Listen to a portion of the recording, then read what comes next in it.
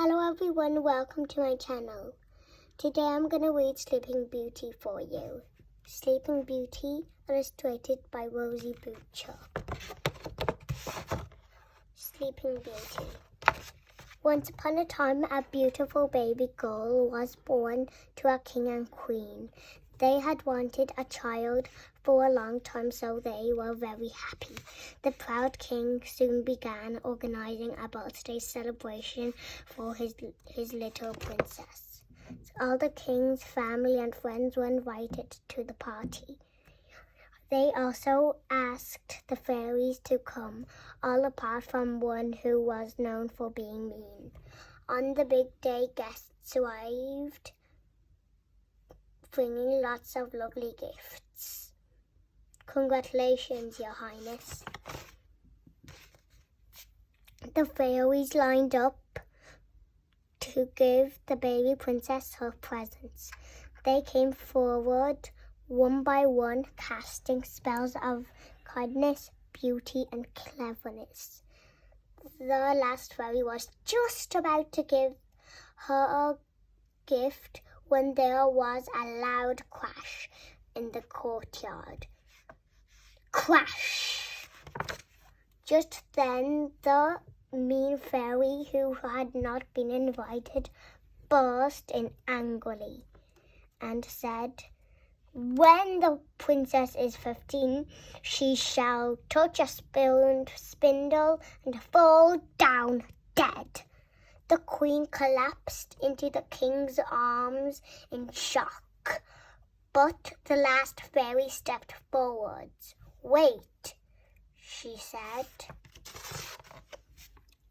"I can soften the curse a little," she said. "If the princess touches a spindle, she will not die. Instead, she will fall asleep for 100 years.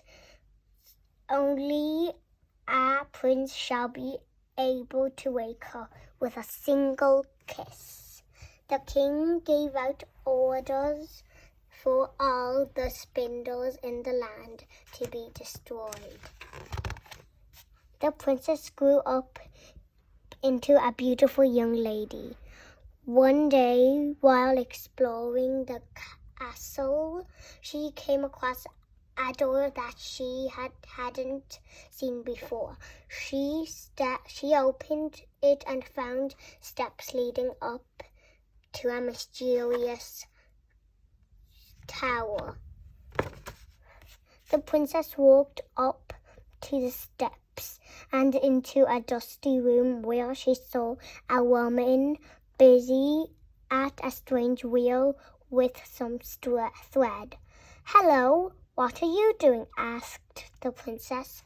"I'm spinning, my dear," said the woman. The princess walked closer and as she came to touch the spindle, she reached out to touch it.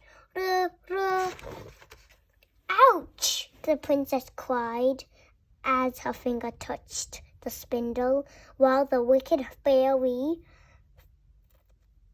thought it was she in disguise vanished. The princess fell down asleep. At that moment, the king and queen fell asleep on their thrones. The horses slept in their stables and the servants slipped into a slumber. Days, weeks, and then months passed. And a large hedge of thorns grew around the palace. Every year it became thicker until the palace was completely hidden. Exactly 100 years later, a prince was riding nearby. He could see the tips of a tower above the thorns. As he neared, the hedge parted, allowing him to pass through.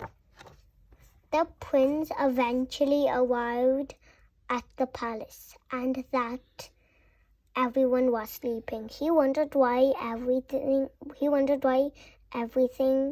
and everyone had been frozen in time. Finally, he came to the room where the princess was sleeping. She was so beautiful that he stooped down to give her a kiss. At that moment, she opened her eyes and woke up. It was love at first sight. Everyone else in the castle also awoke. At last, the princess was reunited with her parents, mother and father. They were delighted. The evil fairy's spell had been broken. Sleeping Beauty and the prince were soon married, and they lived happily ever after. Hip, hip, hooray! The end.